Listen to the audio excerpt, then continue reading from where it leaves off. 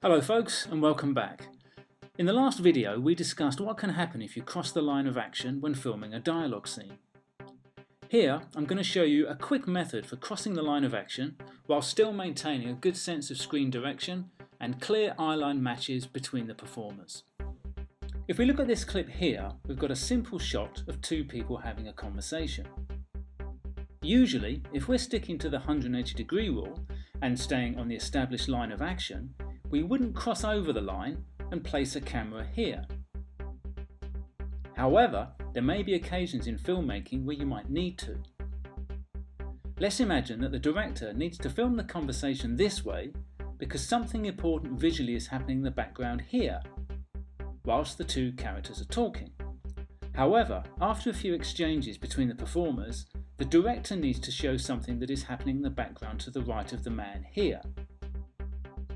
Because the scene is set up this way, we can't cross over the line to the left of the woman and point the camera in this direction, because it means crossing the established line of action. There is a way around this. If you film the man and slowly move the camera over the line behind the woman, you can now point the camera over the left of the man's shoulder. And then you can see what's important in the background. Because we took the audience with us over the line of action without editing or cutting away during the move, they felt comfortable with the move visually. A new line of action has been established, and we can now restage the opposing shot of the woman and carry on the conversation on the other side of the line of action.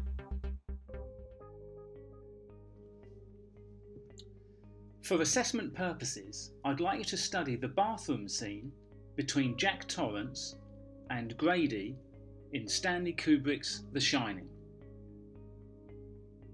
In the first half of the scene, Kubrick crosses the line of action.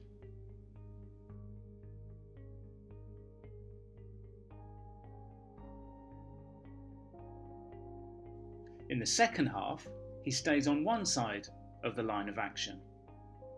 How and why was he able to cross the line of action in the opening half of the scene without disrupting visual continuity?